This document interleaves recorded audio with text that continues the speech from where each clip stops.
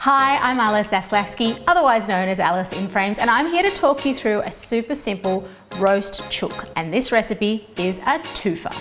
You roast the chook, you eat the chook, and then with the leftovers, not just the meat, but the juices, you make a delicious pasta for the second night's dinner. Oil first acts like a glue for seasoning the chicken. And then you start rubbing it in. See? You want to make sure that that chicken is nice and seasoned so that the salt permeates the skin. A lot of people tell you to roast the chicken so that it's breast side up. Couldn't agree less. The breast is the bit that dries out the fastest, so I roast breast side down, and that protects the meat, and by the time that the legs and the thighs have cooked, the breast is still nice and tender. Now I'm going to stuff.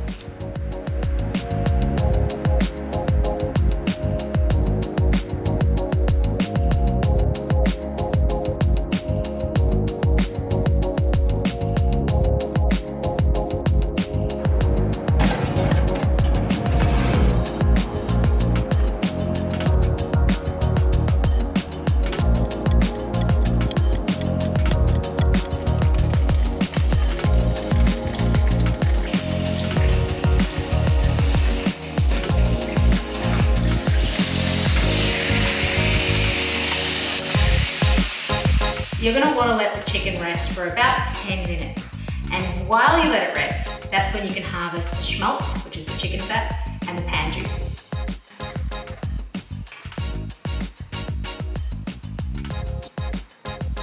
Now use something sharp to scrape all of that chickeny flavour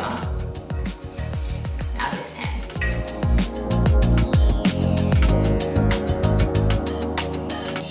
My favourite part of this recipe is that it cooks in about as long as the pasta takes to finish. So all you need to do is shred the chicken, sear the shallots on their faces, chop up the herbs roughly, and add the pan juices towards the end of the cook.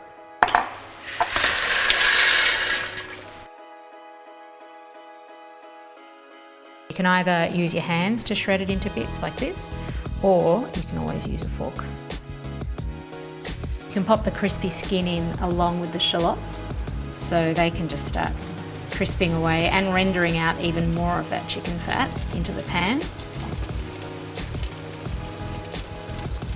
The shallots and the crispy chicken skin have had a bit of a head start.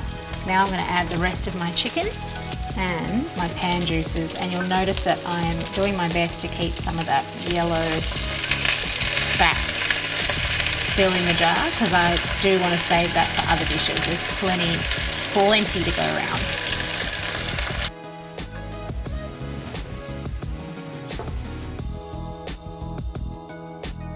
Scooping in some pasta water to thicken the sauce, make it really glossy.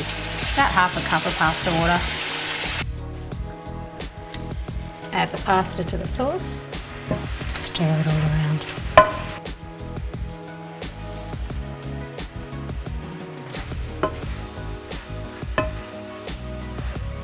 Good glug of olive oil. And that's it. This is the kind of midweek marvel that you can just whack together on autopilot after a couple of goes. Finish with a sprinkle of parmesan, a glug of olive oil and a crack of pepper, and serve it up to the table to your adoring guests. I hope this one enters your regular repertoire, because it's one that I love to make, and it's one that my family loves to eat. For this recipe and plenty more, head online to ABC Life. See you next time.